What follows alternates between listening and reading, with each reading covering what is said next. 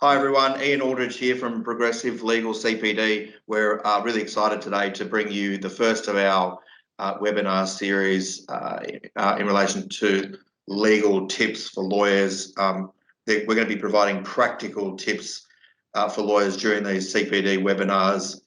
Today I'm really proud to present to you Daniel Anderson, who is a Office 365 expert and has knowledge all around the productivity suite for 365. We're going to be going through a whole range of things today. Thanks so much for taking the time, Daniel, today to be with us and go through a whole bunch of these things specifically for lawyers. Thanks, Ian.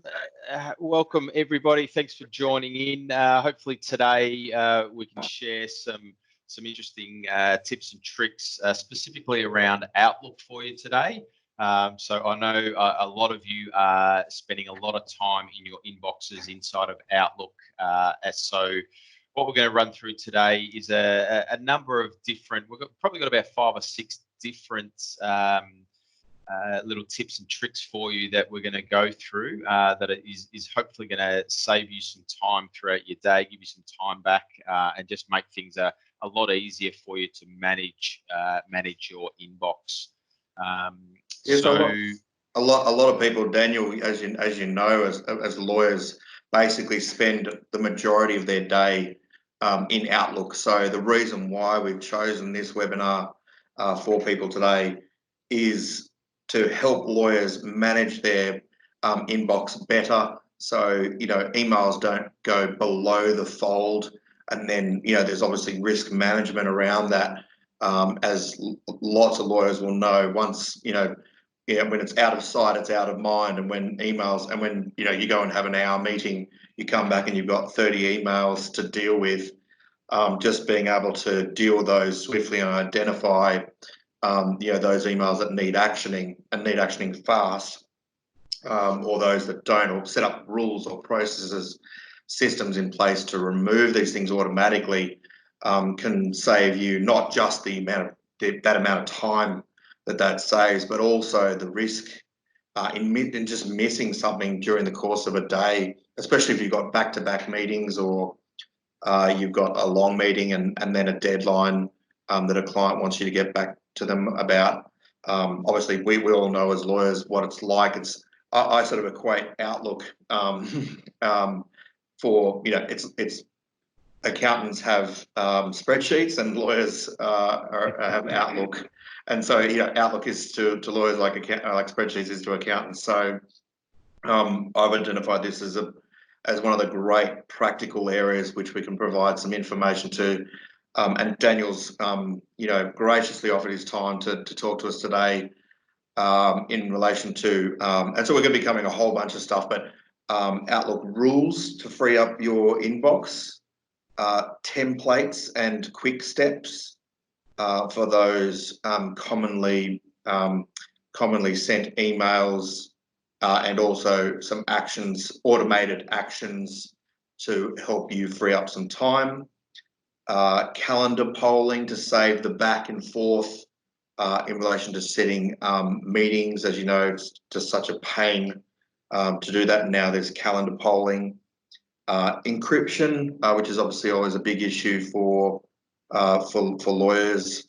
OneNote integration, which Daniel says is a really handy tool for lawyers to be able to record meeting notes on the go and have them sync automatically, and also some auto text features and turning stuff on and on as well, which will be really handy. So there's a lot to get through today. We're going to go through it as comprehensively but expeditiously as we can. So here we go. First of all, we're going to start with Outlook rules to free up your inbox. So, Daniel, why are rules so handy with Outlook? So there's some good things with Outlook rules, and I find a lot of people don't use these a lot, but they can be really, really handy. So if you're receiving emails a lot from the same people or with the same titles or that type of thing, then what we can do is create some rules and automate a lot of that the processing of those emails that are coming into your inbox, and so we can file them away into different folders. And an example I'm going to show you here is just a really simple one, but we can step into some and you'll be able to see some more advanced features as we are looking at it. But a simple one is that I'm just going to share my screen. So let's just let me know when that comes up, Ian, and that you can see that for me.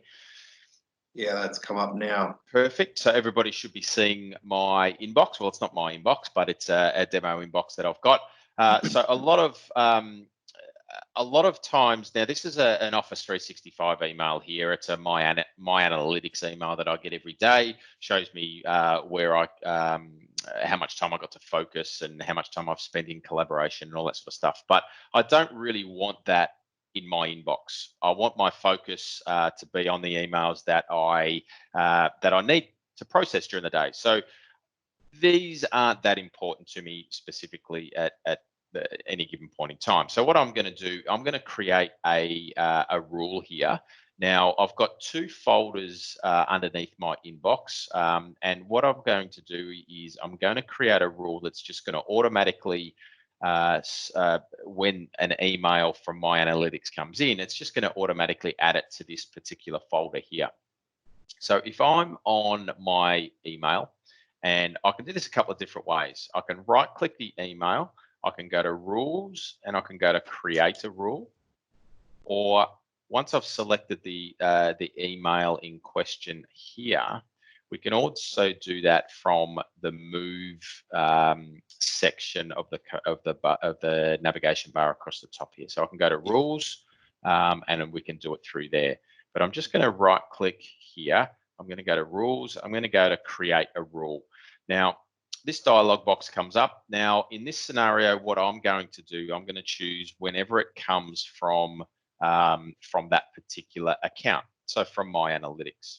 Now, you could also select if the subject contains certain words or certain phrases, or we can do this one here, which is sent to, and it's only if it's an email that's sent only to me, then we can take action on that as well. A couple of different things.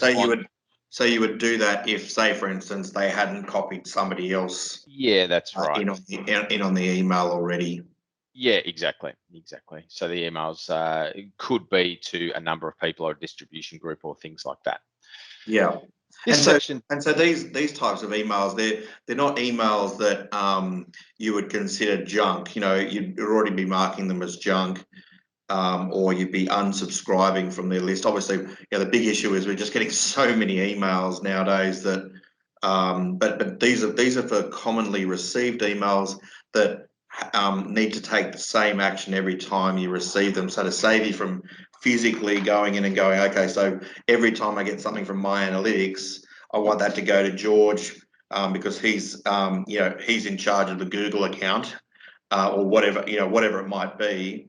So to save you from every single time opening up this email, forwarding it to George, and then filing it under a My Analytics folder or a general folder or something else that you've got set up, this will do that automatically.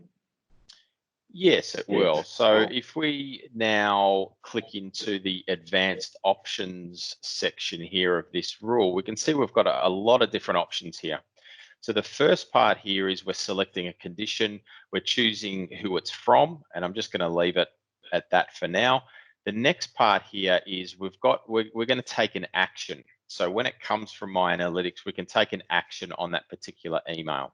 All right, so what I'm going to do here is I'm going to actually forward this email to a particular person. All right, so when I've chosen to forward it, I can then choose a particular person to forward this to. So I'm just going to forward this to Megan, who's my manager.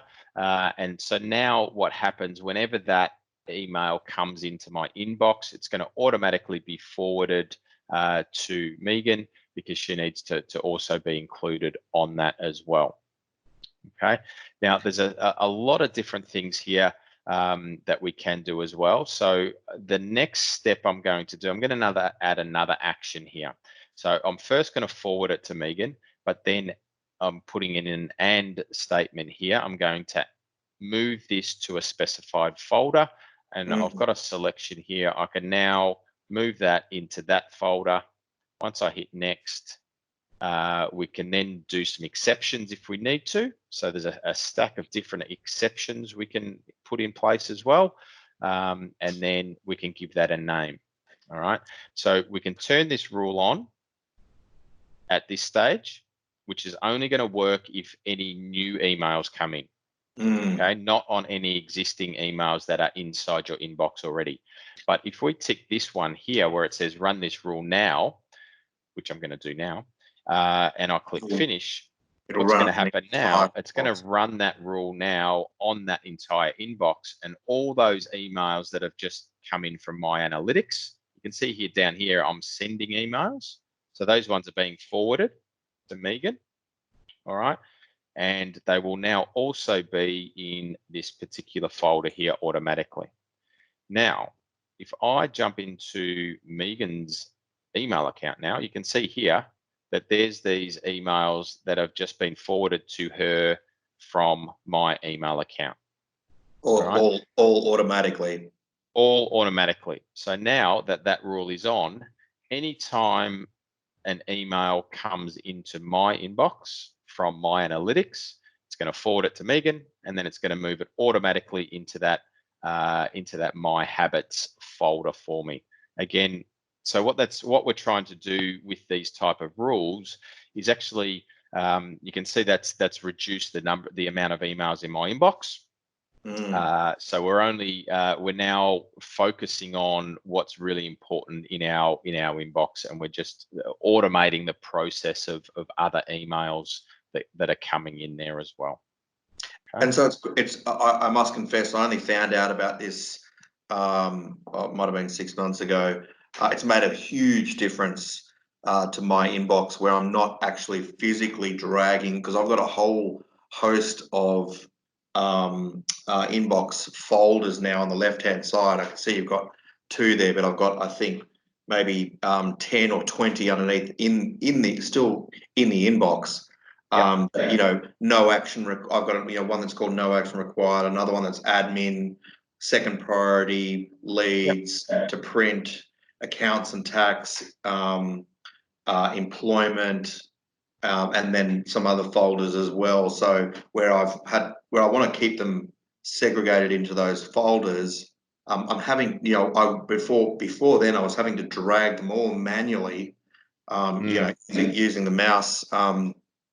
And often, I would find that, sometimes the mouse wouldn't keep up, and drop it into the wrong folder, or just, by accident that would happen. Then I'd have to go up and press, undo, go back to the inbox. I'd then have to find that particular email again and then drag it across properly. I can imagine the amount of time that I would have saved. I know that a lot of people are starting to use, a lot of lawyers are starting to use rules, but I think they probably don't know the extent to which you can use rules for all these common emails that are coming in, that you need to deal with them. There needs to be something needs to be done with them, and the sooner it can be done, and even automatically, it's going to save you the time from doing it at all. Yeah, it will. It will, and it is kind of a thing that's hidden away a little bit. So once you do get a handle on creating those rules, it will definitely save you some time and automate a lot of that processing. And you could also send things to groups as well, right? Not just to individuals. People and groups, yeah. So if we jump back into that one of those rules there. Let's just jump back into create a rule. You'll see, under the advanced options. So if I wanted to, forward that to a people or group, then we can do that as well. All right.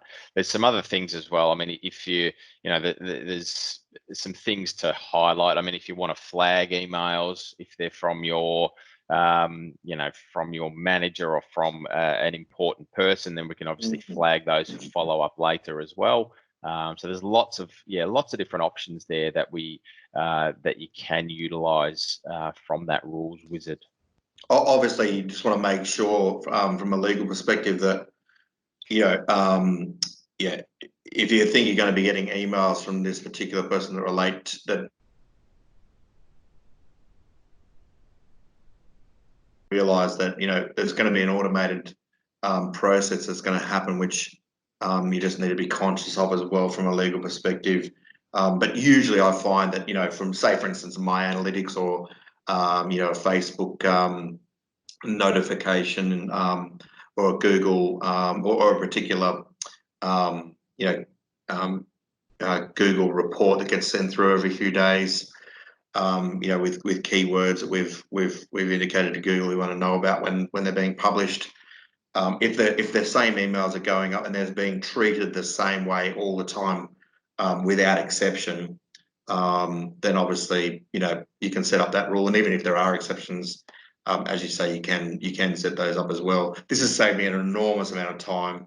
And so, say for instance, if you know that one of these particular email comes in from a provider and that every single time that provider sends you an email, you'll need to send it to your receipt bank or whatever you use to process, that syncs with Xero or MyOb or QuickBooks. If it's going to be sent to that exact same email over and over and over again, you can save so much time by doing this and not having to. And it's just one less email above the fold for you to deal with. Yeah, that's right. Yes.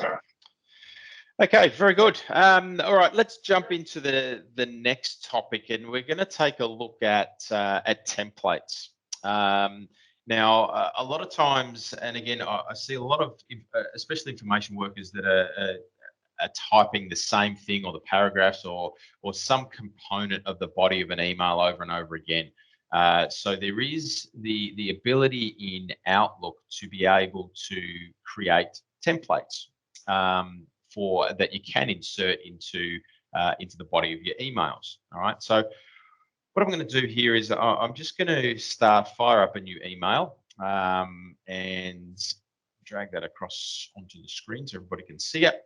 And you can see here that on the right-hand corner of my screen here, I've got this option here that says View Templates. Now, when I click on this, I've got a couple of default templates that Microsoft give you. And when I click on one of these, it's going to automatically add that text or that portion of that template into the email body. Okay. Now, obviously, these aren't that great. They're just some generalized things. But what you can see here is that we've got this this option here to add our own template. For people who haven't set up the templates before, what you'll get is just a message that says My Templates is an add-in that lets you create templates, so you can add your messages by selecting Insert Template. So you just need to follow the bouncing ball on that, and then it will automatically set this stuff up like what you just seen with Daniel. It will. So what I'm going to do, I'm just going to grab some text here. That is going to make. So this is in circumstances where a lot of people were using the auto text to pre-populate at least common sentences that they would use in emails, and of course the problem with the auto text is it only gives you a certain number of characters. It won't give you the full template, paragraphs of emails. So we'll cover auto text a bit later, but this is templates is a really good thing. If you say, for instance, you're providing similar quotes all the time, or you want to set up a template for your quote for your shareholders agreement stuff, or your intellectual property, your trademarking, or this or that, and you're commonly, and instead of having to go back into your emails, find that quote that you did last for that previous client, rack your brain. Oh yeah, that's the last one that I did it for. Then having to change everything around again. Yeah, you'll save yourself at least a minute or two of doing that, and the pain and suffering by just having a whole bunch of templates set up.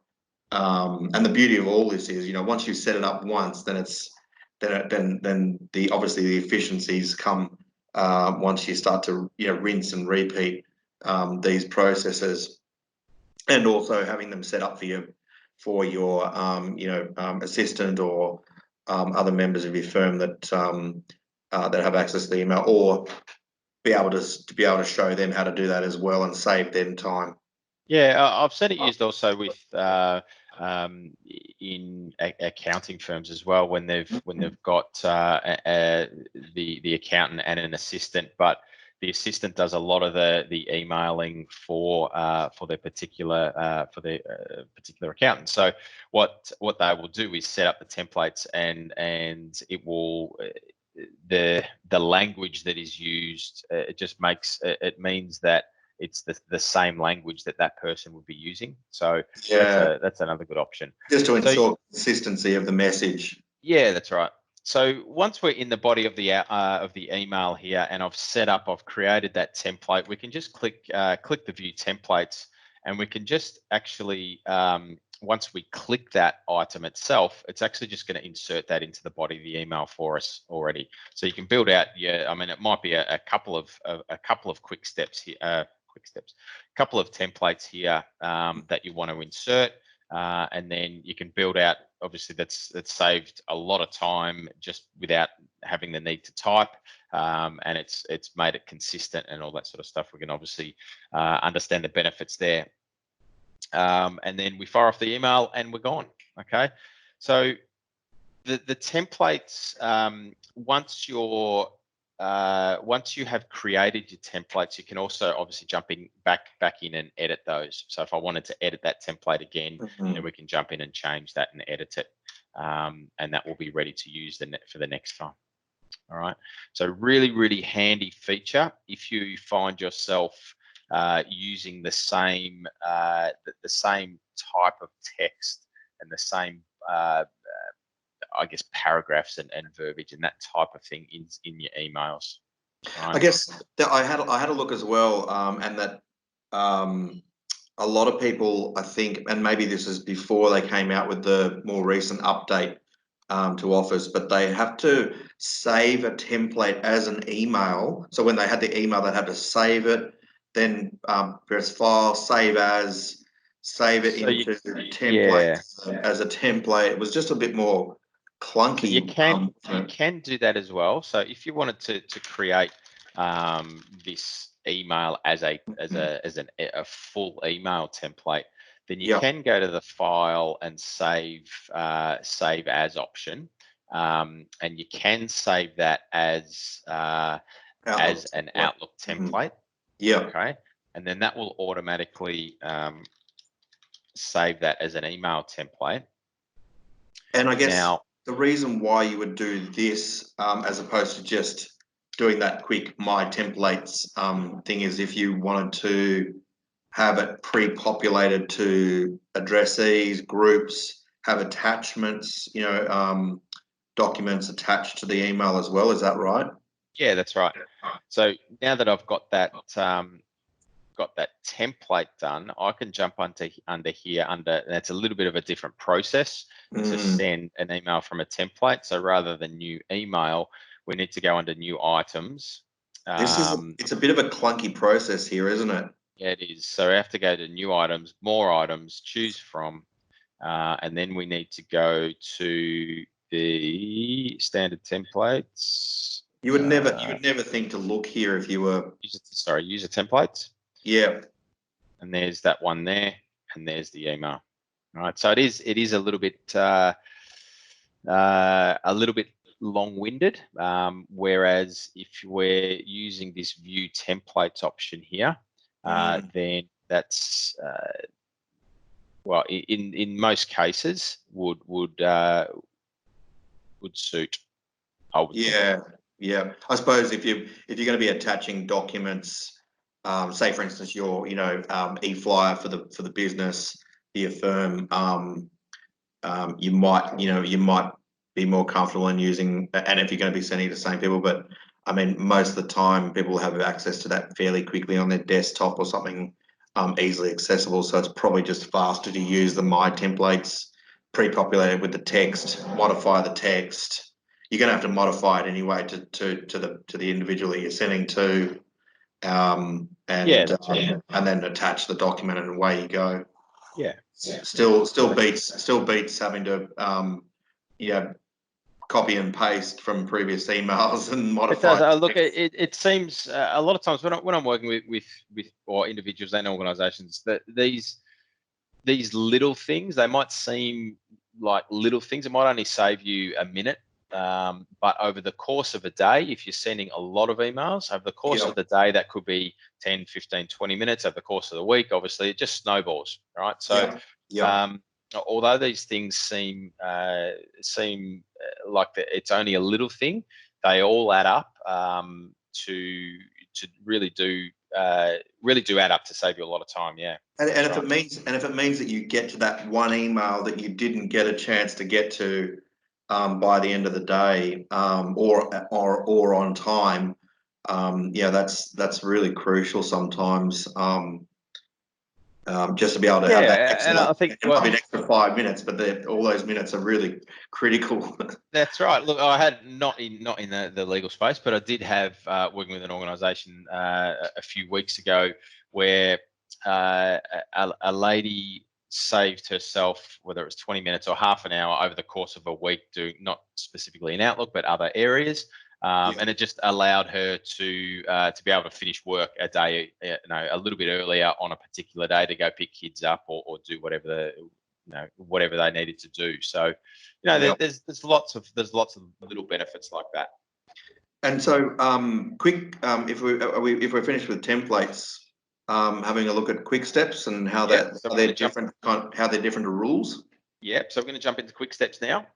So part of the ribbon in Outlook, you may have seen this option here, which is called quick steps.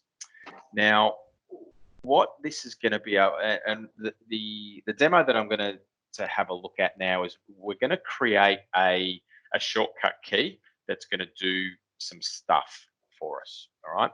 So what we've got here, there's a couple of different default ones there. I've got a couple of custom ones, but there's a few there that are default.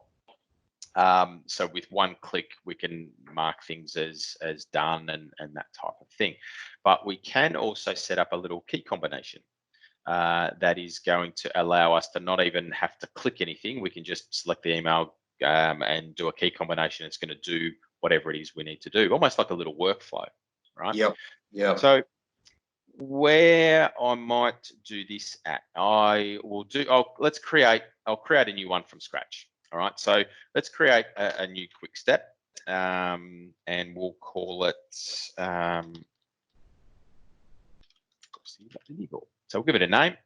Now, what we're going to do is we're going to choose an action.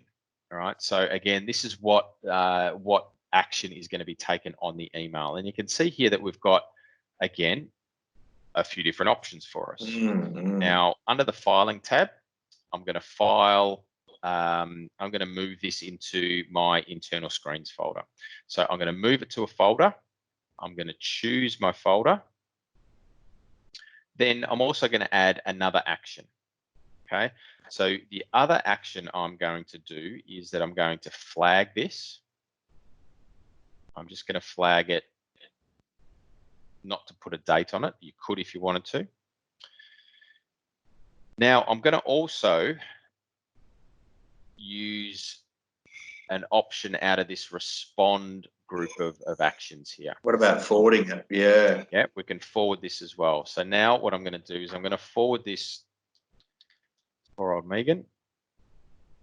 So now we've got three things that are going to happen when, now I'm going to set up this shortcut key in a sec, but when that shortcut key is triggered, it's going to move the item to a folder. It's going to flag it, but it's also going to forward that email to Megan. All right. Now, when we come down the bottom here, we can choose a shortcut key. So I'm going to choose the second option here because I've already got one set up on Control-Shift-1. So I'm going to use Control-Shift-2, and I'm just going to click Finish. Now this is if the Holy Grail is to get to inbox 0, shortcuts. This is the key, right? It is, or one of the keys, correct. So now that I've got that, if I go Control-Shift-2, that's not what I wanted to do. Yeah, that's it, isn't it? Because it's it created is. the email. Automatically, it's going to automatically do that. Let me just change. We'll do it. Control-Shift-2. Okay, so it's going to automatically forward this to Megan. Okay, so it's already got her in the to field, and I can just fire that off. Okay, you can see now. As soon as it's fired off, it'll put it straight in that folder. It does, and now it's been placed in this folder here, and it's also flagged it. All right, so flagged it for me for follow-up. Yeah. Okay? So again, where we looked at creating rules earlier, this is a little bit different, but it does give us some similar functionality that you saw there in terms of the actions that we can take on a particular email. And the good thing about about quick steps are these, well, what I think anyway, are these shortcuts where we can just do a quick shortcut key and it's all automatically done. So think about that again over the course of a day, a week, a month, how many times I wouldn't have to open up the email, click forward, send it to somebody, drag it into the folder, and then flag it. I can just do it within a second. All right. So again, think about the types of things that you would like to automate via the quick steps, and you can have a number of different types of quick steps up here as well. So you can see here that you can use the shortcut key, but you can also come up here and go do that and click it with one click. It's going to perform the same action for me. I can send that. It's now gone. Put it into there, and we're now done. All right. So again, saving us a little bit of time, and it's a really handy feature. And I'm sure everybody's got those type of processes that they could save a lot of time on and set up a few little quick steps for themselves. I think I mentioned before how I had a number of those folders on the left-hand side. What I've done as well is I've given them numbers too. So, one is no action required, 2 is admin, 3 is something else, 4 is accounts, etc., etc. And so I've found it really great to know, okay, if I wanted to do a quick step in relation to something and put it straight into an accounts folder. Yep. I've got, all I need to do is press Shift Control and the number on the left-hand side in the number of the folder is number 5. So I just go Shift Control 5, and then I see the next one, Shift Control 4, Shift Control 3, Shift Control 1. And so if I'm just going through my inbox and I just sort of see, yep, I don't need to take any action with that one. It's just Shift Control 1. The next one comes up, Shift Control 1, Shift Control 1, Shift Control 1, and it just clears out your inbox without you having to physically keep moving this mouse all the time and dragging and dropping and making mistakes, etc. And just it just becomes so cumbersome and time consuming. I went through my entire inbox yesterday using these keys and just it actually made it very fun and therapeutic to actually go through an inbox and file this stuff without having to drag stuff and without having to do things, or running a rule on your entire inbox. Or running a quick step on the entire inbox. Does the quick step run on the? I don't think it applies on the. It only applies moving forward. That's why the rules. You could always use them in tandem. I mean, if you've got a big, your inbox is out of control, you could run a rule first, clear up your inbox across your all your inbox, and then you could use your quick steps following that. The rules are just so good because things are happening sort of automatically without you manually operating. But then the quick steps step in, and where you can just go Shift Control 1, and file it. It'll send it to Do this whatever. person. File it under the folder, and whatever else you want to do. Yep. Just makes things so much faster, doesn't it? It does. It does. All right, let's jump into the next topic where we're going to have a look at now. This is a little pet favorite of mine around calendaring and scheduling. Now, I know you guys, everybody that's on board here, will be scheduling a lot of client meetings, a lot of meetings with whoever you need to meet with, and trying to share availability and time slots and things like that is a pain in the neck, to be honest. So what we can do, there's a couple of different things in Outlook. Now, there's two things that I'm going to show you today. One that lives in Outlook, and the other one that lives in the mobile version of Outlook. Now, with this type of scenario, I actually tend to find myself using the mobile version because of this particular process, because it's quick and it's easy, and the end users get a really good user experience as well. So rather than me having to send you, Ian, an email to say, hey, let's catch up tomorrow, what times have you got? You list out your times, you come back to me. I go, no, I can't do that, can't do this. What about these times? I go back to you. Rather than doing backwards and forwards emails all the time, trying to find an appropriate time to meet, there's one add-in that you can add to Outlook that is going to save you so much time. All right. And it is called Find Time, funnily enough. Now, what I've got a video here that I'm going to show you, that I'm going to share with you. And this is going to take us through the process of how we actually, first of all, we get the add-in. Second of all, how we actually go about using the add-in. All right, so everybody should be seeing my screen at the moment, and I'm just going to play this video, and we're just going to, this is a pre-recorded demo that I did, so we're just going to talk to this, we'll talk over it, and this is going to show you how good this little add-in is. All right, so first of all, we need to go and get the add-in. So we go up to the top and we click Get Add-ins, and then we search for Find Time. Now, it's a free add-in. All right, so anybody can use it, all free. And we just add it to Outlook. All right.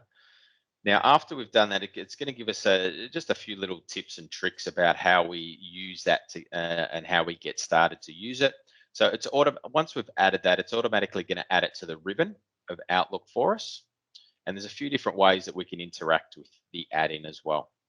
All right. So when we start a new email, we can you can see that big orange icon in the top right there, where it says New Meeting Poll. So if I need to schedule a meeting with a particular person, or this could be multiple people, and this is where it comes in really handy. All right. So people actually vote on their preferred times. So if there's 4 or 5 people, then they all vote. If it's just one person, same thing. And when there's multiple people, it actually determines who's voted for what time slot. If everybody's voted for a particular time slot, it will automatically go and schedule that meeting, which is, again, another time-saving thing here. So we click on New Poll. It's going to fly out from the right-hand side, and I can choose some time slots that I want people to choose from. Okay, so I go through here and I select some time slots. All right. Can choose different days. We can also select and change the duration. So you can see at the top there that I've set it for 30 minutes, but I could set it for longer durations also. And I've also got the type of meeting as an online meeting. All right, so in this case, I'm using Microsoft Teams. We've got a couple of notifications and settings we can change there, and it's going to create that. Now, it embeds that into the email. I send that email off. Now, on the other end of that, what happens is that the recipients will receive that email. They will then click on that Select Options button, and they can then select their preferred time, and also times that are still okay, but they'd prefer, not prefer that. Okay, so in this one, I'm going to prefer the 9:30, but 12 o'clock's still okay for me. All right, so let's vote on that. That's going to come back. All right, so we're back in Alex's inbox. You can see that an attendee has voted. You can see who's voted for what. See that he's preferred the 9:30, but 12 is still okay. But the best thing in here is the meeting's been finalised based on the attendees voting. So in this case, it's taken the preferred. Let's jump into the calendar, and it's automatically scheduled that meeting into my calendar and into theirs, and it's all done. All automated, no toing and froing with emails backwards and forwards to try and find time. It is automatically done for us using that Find Time application. Best thing about that is that it automatically schedules that meeting as well. So as soon as everyone's voted on it, it does. It schedules the meeting. It does. So let's say I was emailing it out to 3 people. Yeah. 3 people said yes on a particular time. Yeah. It would automatically do that. Take those options. And obviously, it's going to be such a massive time saver, even if you wanted to just schedule a time with a client, with one That's client, right. let alone more. Obviously, that compounds. Now, if something happens in the meantime and someone's diary is booked, unfortunately there's no way to cure that, is there? To reschedule the meeting, or or say for instance, after they've voted, but before the last. No, you can change. You can change. You can go in and change that poll. Yes, you can. Right. But it's up to the person to change the. It is. Yeah, right. So it doesn't just sort of sync with their calendar and go, oh, well, that time's no longer available. No. Automatically. Yeah. Now, so that's Find Time inside of Outlook. Now, I'm going to fire up another video here. Now, this one here is from the mobile version. So you've obviously got the desktop client, but you've also got your Outlook on your mobile device. Okay, so this one's a little bit different. This one doesn't do all of that automating and scheduling meetings and all that sort of stuff. But what it does do is send availability. All right, so I can send my availability to you, and you can see when I'm available for that meeting. You can then just say, yep, 9:30 looks good. Let's schedule it then. Okay, so let's take a look and see what happens here. So I'm in the Outlook client. I'm going to send an email to Alex. Okay, so we obviously enter in the subject, email address, subject, and then we jump into the body. We'll write our email in the body here. Now you can see this little icon down here, which is little calendar with the plus. All right, this is where all the magic's going to happen. All right, so once we've finished out our email, we click on this, we tap on this icon down the bottom left, and that's going to allow us to send our availability. And I can now go through to my calendar, still from a mobile. I can select the time slots that I am available. So I've selected a few there, and then it's going to insert this into the body of the email. So I'll fire that off. Now me has got this email, and it's just giving me a listing now of when that person's available. So I can look at those times and say, yep, 1:30 looks good. Let's go for that. So we'll reply back to that, the email, say, yep, 1:30 looks good. Then I can schedule that meeting in. All right. So that send availability doesn't have the advanced functionality of the meeting poll. But if you're on the go and you need to find or schedule some time, somebody's asking you to meet, then that's a really quick way to say, yep, I'm available here. Choose one. You're in a meeting, you're at court, you can't talk at the moment, but you can just send a quick message to let them know when you're available. And so they can then book in automatically from there, or they can then just send the invite to you. Send the invite. Yeah, that's right. Yeah. Yep.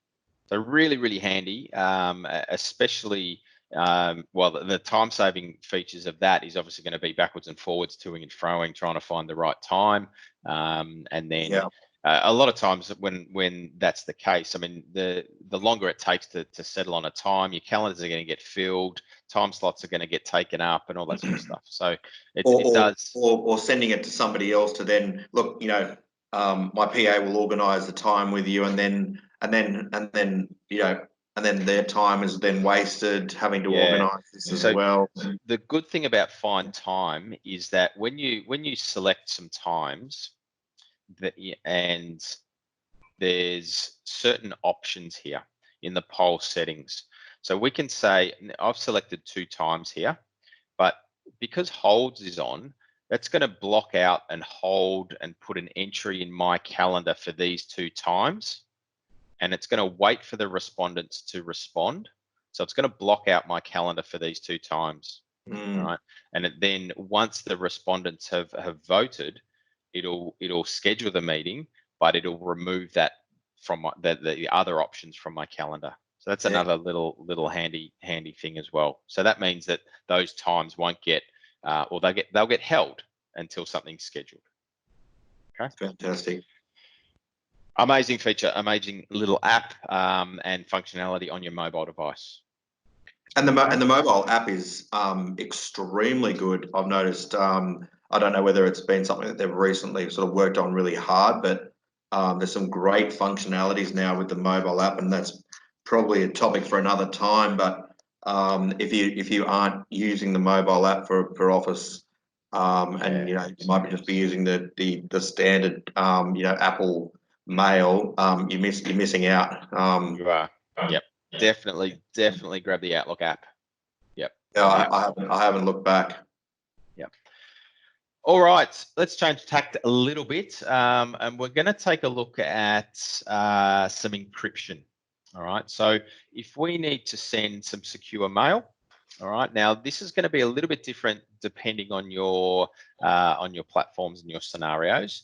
But in the scenario I'm going to walk through here is this is in Outlook. I'm on Office 365 as a host of the email. And what I'm going to do now is I'm going to, this is going to be a live demo, so bear with me for a sec. I'm just going to fire up another window while I get this sorted. Okay, so what we're going to do is I'm going to send an encrypted email. So I'm sure we understand the use cases around this. So under the File tab here, I've got this encrypt option. All right, so we can go to encrypt. Now, this is where it could be a little bit different for you. In this case, I've got a couple of automatic encryption policies that have come down from my organization. So under Contoso here, there's a couple of different things here, right, that I can set on this particular email. All right, so what I'm going to do, I'm going to choose this no forwarding rule. So I'm going to encrypt this. So you can see here that recipients can read this message, cannot forward it, can't print it, or copy the content. Okay, the conversation owner, which is me in this case, has all the permissions on the message and all the replies. Okay, so I'm just going to jump back in here, and you can see here I've got a message that's indicating what's being applied.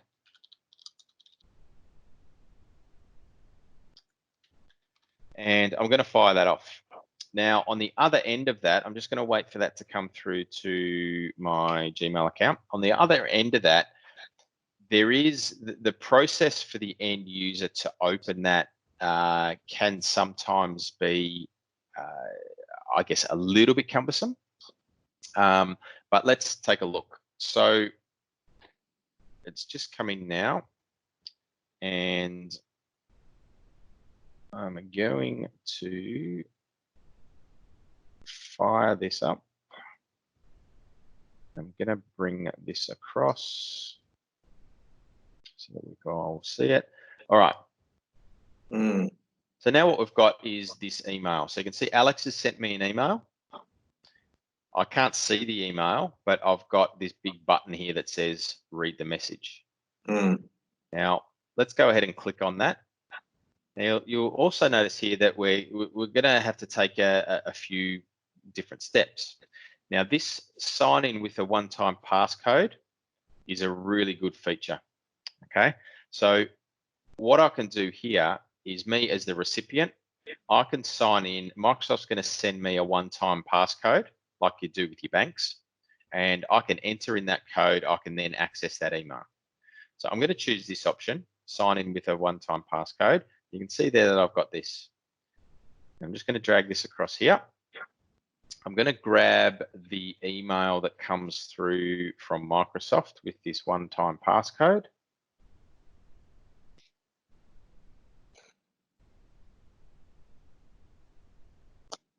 Can imagine with some very sensitive documents, this could be extremely useful, especially if you don't want anything disseminated or printed more widely, etc. Than the individual recipient.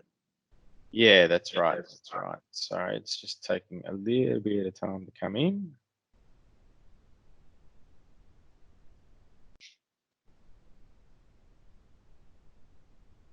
This was definitely something that people were very interested in when I put a poll in the group.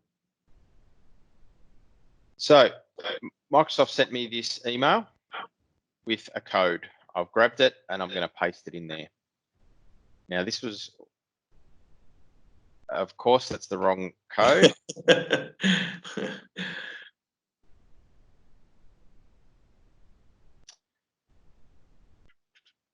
Let's do that again. So let's fire up a new email. This time I'm going to send it to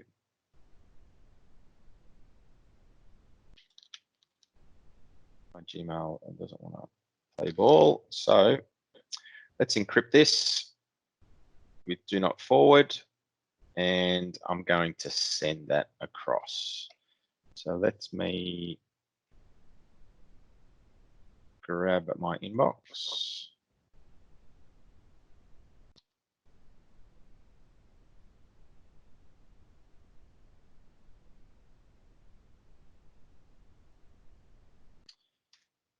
Talk amongst yourselves while I get this up and running. All right, so we've got that come in. It's probably more common, isn't it? Just so that it's not forwarded to other, members of the organisation. For instance, that it's confidential and for their eyes only. There might be, it's fine to print it, but you can't be going and forwarding it, disseminating it. Just at least putting some limitations on it as well. That's right. So I've just entered that code in.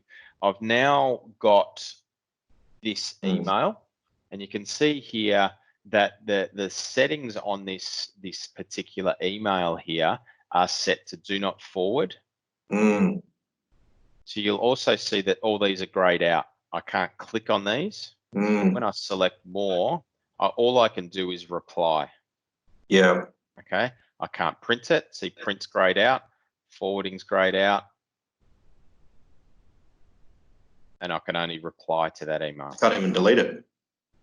So, you can delete it. Yeah, this is, I guess this is can be a little bit different in different scenarios. So in that scenario that we use there, the platform that I'm using is Office 365. Okay. Now, some of you may not be on Office 365, but you can. This is how, rather than that encrypt button that appears when we go to the file tab of an email. So remembering when we go to file, we go to this encrypt, this item. What some of you may see is this item here where it says permissions. So it could appear a little bit different. Okay, similar functionality, but the icons might just appear a little bit different. Okay, so just something to take note of. All right. So encryption now, there's a lot of a lot of scenarios where that does work. You obviously don't want to do it on all emails, but on super secure ones, then yes, it's a good option. Now, let me see if this works now. All right, so this has come in. I want to test this out. Good, so that's come in. So see how that's the email I received as the one-time passcode. I've copied that. I've now placed that into that one-time passcode box, and I've now been allowed in to open that email. Excellent. All right. Same thing. I can't forward. I can't print. I can only reply. Yep. All right. Right. Can be very beneficial, and I'm sure everyone can see the benefits of how that could potentially be used. I know we've only got 5 minutes left. And I know we want to deal with the OneNote integration, because I know you want to show us that, as well as some auto text, and if we've got a minute to talk about shortcuts as well. Sure. Let's see if we can whiz through this. Now, 2 things in OneNote. Okay, if you're not using OneNote, then use it. This is an amazing application. Now, let's take a look at how it gets integrated into Outlook. All right.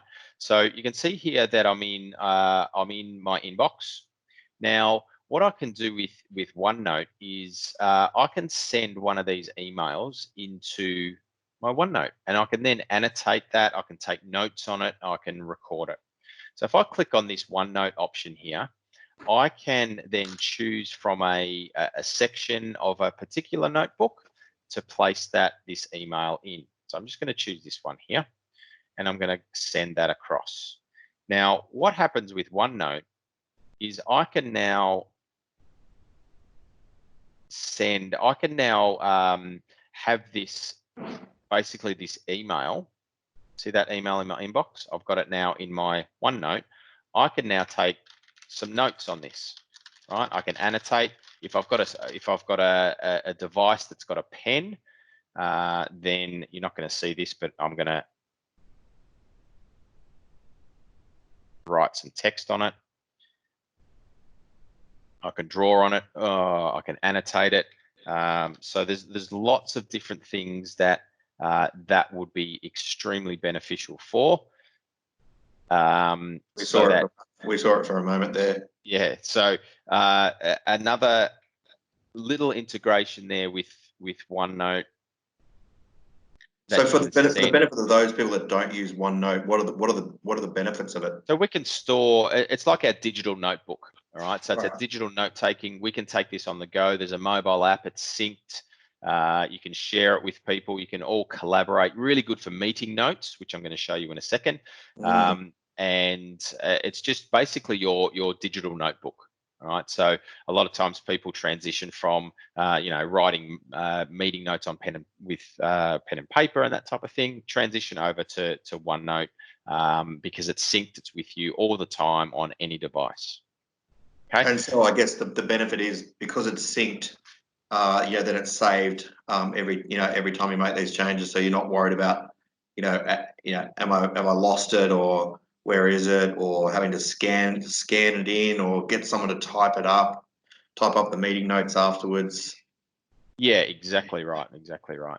And of course, if you're using Office, then having OneNote is obviously a really good option for recording all those notes. If you're not able to record them directly into your practice management system, for instance, or you want to write on top of things like you were just doing there. Yeah, exactly. All right. So the ability to copy straight to OneNote is fantastic. It is. So what we might do as a follow up to this, I've got a couple of little videos that you might want to distribute as well around OneNote and Outlook integration that you could that we could put out and put in the show notes as well. Yeah, great. All right, I know we want to tackle the auto text stuff. So let's tackle that now. Give us a scenario of how this could work for you. Yeah, look, I mean, a lot of lawyers battle. Obviously, the auto text function is great when you're typing emails and it's automatically correcting mistakes. And you can put in, if instead of the American Z's everywhere, then automatically correct them to S's. If you're finding that you're constantly sort of correcting things all the time, either in Outlook or in Word, there are ways to correct those auto text from happening. Say, for instance, with the copyright symbol. This is a really common one that people have when they're doing A, B, C, and they put C, and then it converts automatically to a copyright symbol. So, for instance, if you go to File and Options and demonstrate this, it's actually not so too. I'm going to put one in for myself.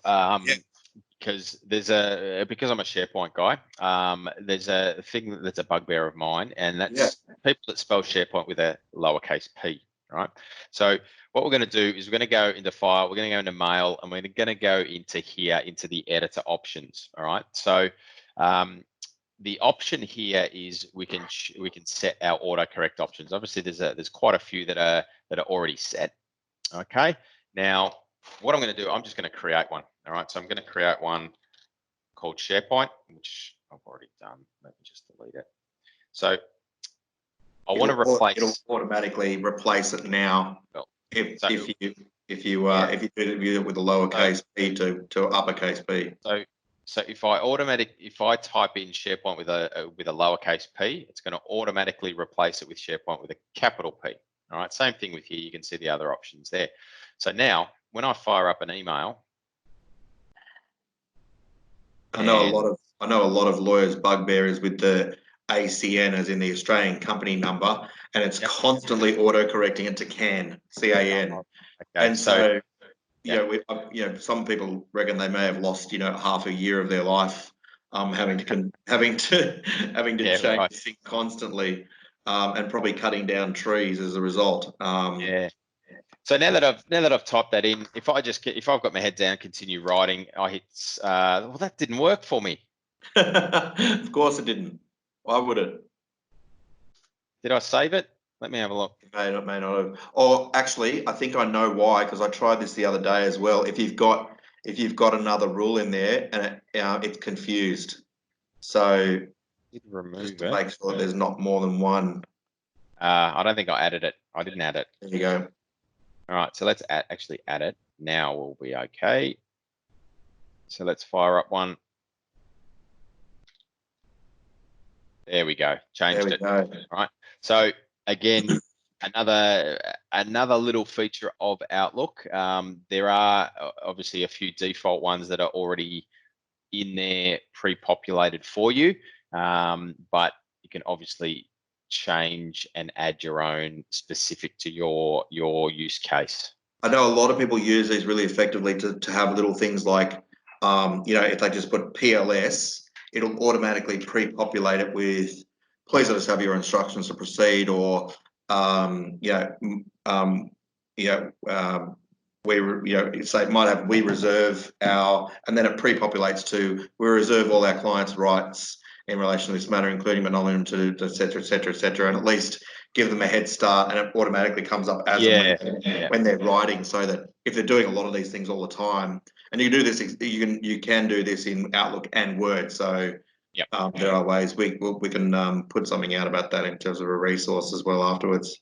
Yeah. So again, another little thing, if you want to shortcut a paragraph or shortcut a sentence, a great little way to do that as well. Yeah.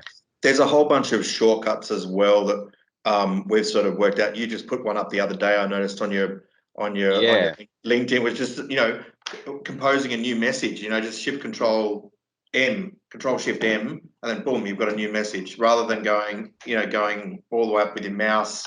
Some people are finding the keyboard stuff, because you're already on the keyboard, and it's to go and use a mouse takes you away from the keyboard. Just finding these little shortcuts makes such a massive difference.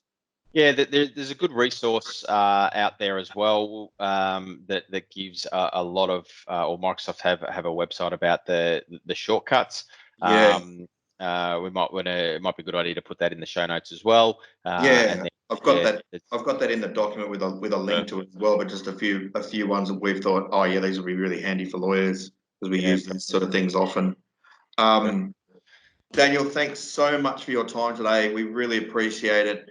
And I know you've been very busy in the last few days with having to deal with the coronavirus and everyone working from home and having to set everybody up with Office 365 on their laptops. So working from home's the in thing.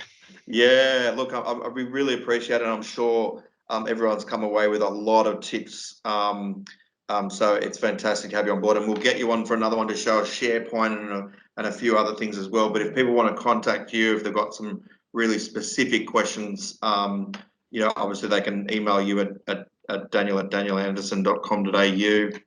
They can, and let me throw up this, and that might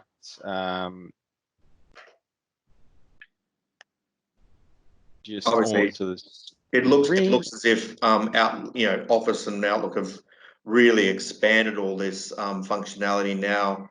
Probably catching up with Google too, and now it's very, very, and with SharePoint as well, we use a lot of these things. But I suspect we're probably only using still 25% of the functionality of of Outlook and Office. So we tend to find that there's a lot of features and functionality, obviously, that that is there in all the products. That look, it's just an awareness thing, really. I mean, if you don't know it's there, you don't know it's there. So I guess what I find is this just these little sessions, little tips and tricks, that type of thing, just helps people understand what is there, and also, well, hopefully brings value and saves you some time. Great. Thanks, Daniel. Really appreciate it. Have a great day. Thanks, mate. See you, everybody. Bye.